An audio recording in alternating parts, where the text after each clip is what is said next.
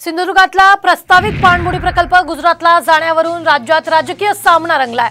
गुजरातला सोन्याने मडवा, मात्र महाराष्ट्रातल्या तरुणांच्या तोंडाचा घास का पळवता असा सवाल संजय राऊतांनी केला। तर वैयक्तिक द्वेषापोटी भुंकण्याचं काम सुरू असल्याचा पलटवार भाजप आमदार नितेश राणेंनी केला। मी काल म्हणालो माझ्या भाषणामध्ये, त्यापेक्षा गुजरातला तर मी सोन्याने मडवा ना, एकदा सगळं सोनं घ्या आणि अख्ख्या गुजरातला सोन्याने मडवा आणि द्वारका करा, त्याची आम्हाला काही म्हणणं नाही। पण त्यासाठी तुम्ही महाराष्ट्र का लुटताय? आमच्या मराठी तरुणांच्या तोंडचा रोजगाराचा घास तुम्ही का खेचून घेताय?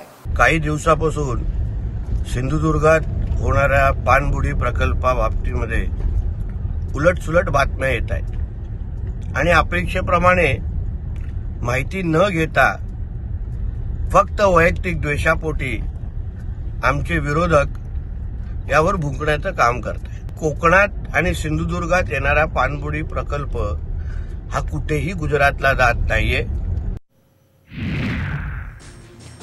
महाराष्ट्रातल्या राजकारण्यांनी चिल्लूभर पाण्यात बुडण्याची वेळ आली अशी बोचरी टीका विरोधी पक्षनेते विजय वडेट्टीवार यांनी केली आहे।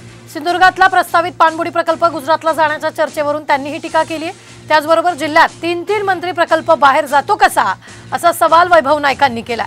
तर पाणबुडी प्रकल्प महाराष्ट्रातून जाणार नाही असं आश्वासन मुख्यमंत्री एकनाथ शिंदेंनी दिलंय। महाराष्ट्रातील राज्यकर्त्यांना चुल्लूभर पाणी में डूब मरना अशी जी म्हणा ना, चुल्लूभर पाणी में डूब मरो, संपूर्ण राज्य हे आता उद्योग विरहित राज्य होईल एक दिवस, असे मोठे प्रकल्प चालले।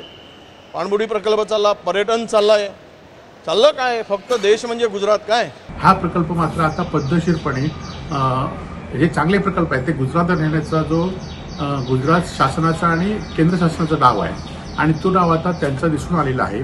आणि यावेळी सिंधुदुर्ग जिल्ह्यातले 3 मंत्री या राज्य सरकारमध्ये आहेत, एक केंद्रीय मंत्री केंद्र सरकारमध्ये आहे। असं असताना हा प्रकल्प नेणं म्हणजे महाराष्ट्राशी गद्दारी केल्यासारखं आहे। इथं केसरकर आहेत, मी सकाळी उदय सामंत मंत्र्यांशी बोललोय।